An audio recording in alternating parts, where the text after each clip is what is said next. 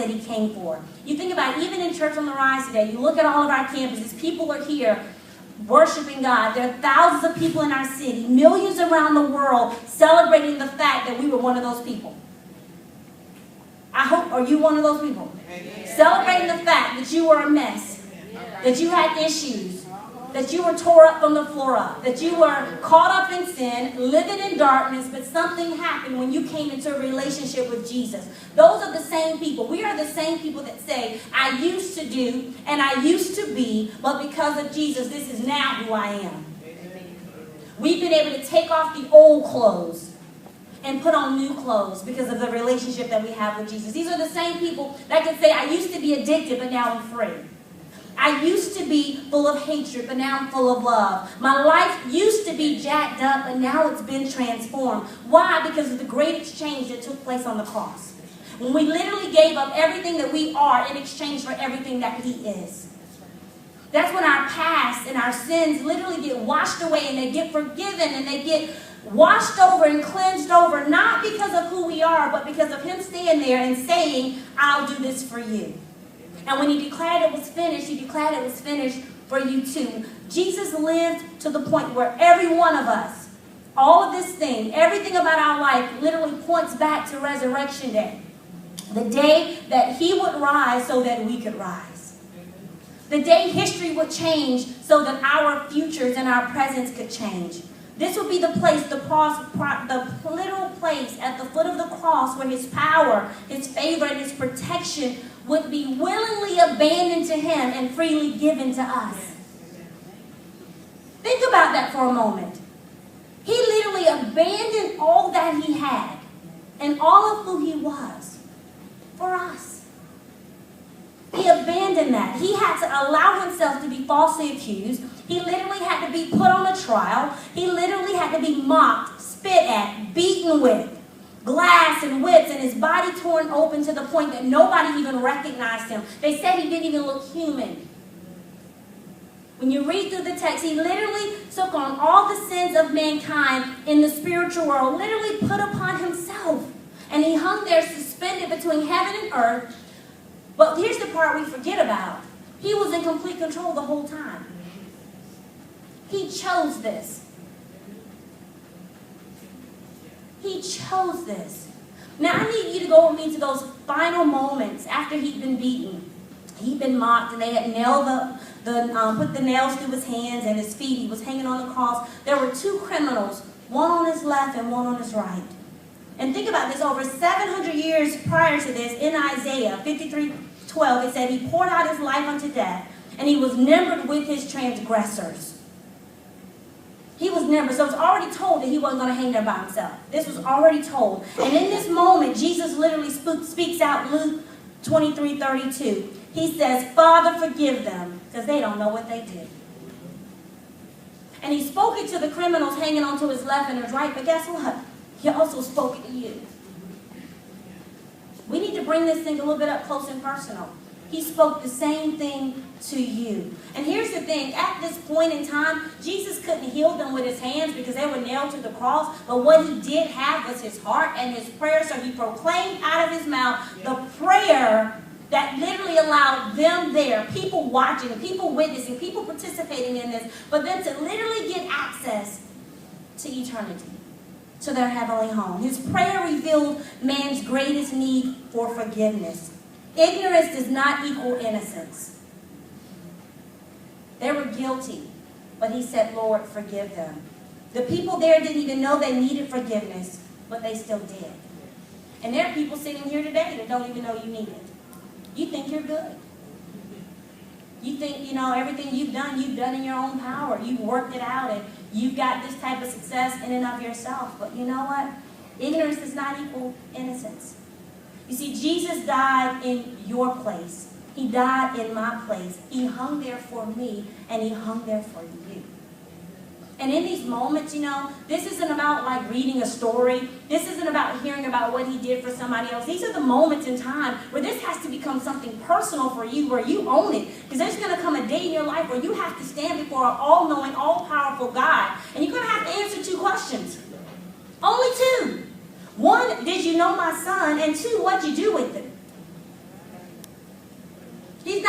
ask you how good of a life you lived and if you dotted every I, Jackie, and you crossed every T. He's going to ask you, did you know my son? And what did you do with him?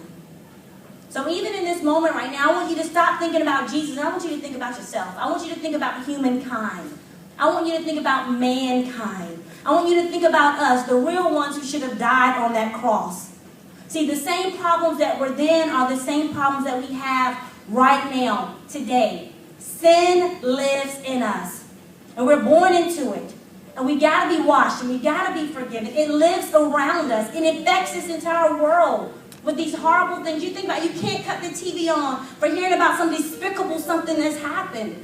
Somebody killed their child. You hear of how life and sin is getting uglier and uglier. Gang shootings, terrorism, all these things because sin is all around us. You think about it, people are suffering from abuse, addictions. Even the most innocent in life are being affected by sin. So let's stop thinking about Jesus for a moment and think about ourselves. Think about what you're seeing in the world that you live in. Think about what you're doing in the world that you live in. Think about what you're at fault of and what's happening in the world that other people are responsible for. You know, think about abusive relationships. Those that are bound by addictions to drugs and alcohol, those caught up in porn, those caught up in adultery, fornication, those caught up in deep, dark depression. Sin is running rampant. That's the world that we live in because mankind had a disease. And that disease can only be cured by a perfect sacrifice. A perfect sacrifice. You know, on that scene with sin ruling and reigning, Jesus comes in. He's our perfect sacrifice. He stepped in between us and the cross, between us and our sin, and he says, I love you so much that I will carry your cross for you. I will die in your place. I will carry the weight of sin on me. I'll be broken so that you can be whole. And we literally get to throw the entire weight of sin onto him. We can rule again. We can rise again because he rose again. He took care of the sin issue. You don't have to keep fighting that every day in your own power. We fight it through him. He was born to die so that we might live. The question is whether or not you're living and you're receiving in what he purchased for you. See, so many of us profess Christ, but we live defeated lives because we haven't received the sacrifice. We know about it up here, but it hasn't dropped here. And it's sure not coming out of here. It's getting muffled in here because you know about it, but that's it. You don't have any power. You don't have any joy. You don't have any peace because you're still fighting a sin issue that was defeated for you over 2,000 years ago. That's not your battle. Hebrews 12, 1 through 3 says it best. Therefore, since we are surrounded by such a great cloud of witnesses, let us throw off everything, say everything, that hinders and the sin that so easily entangles, and let us run with perseverance the race marked out for us. Let us fix our eyes on Jesus, the author and perfecter of our faith, who for the joy, say joy, set before him endured the cross, scorning its shame, and sat down at the right hand of God. Consider him who endured such opposition from simple men, so that you would not grow weary and lose heart. Today is your day. Today is your day. Hope starts here. Please don't just let this be another year that you go through a resurrection season and there's no change. Your marriage doesn't change. Your heart doesn't change. Your life doesn't change. You're still walking around with all these scars that you've not let be healed. And I'm not talking about just physical scars. I'm talking about emotional scars and mental scars. I'm talking about the scars of sin. And yes, you know what? Some of these are some things that you did it. Guilty. Guilty. We're not saying you didn't do it. But what we are saying is there was a perfect sacrifice that's willing to take that on. And see, some of you have made some really bad decisions in your life. And I'm just going to flow with this. that jacked your life up. And you can't blame nobody but you. And the enemy has you so trapped in those bad decisions that you've never moved forward.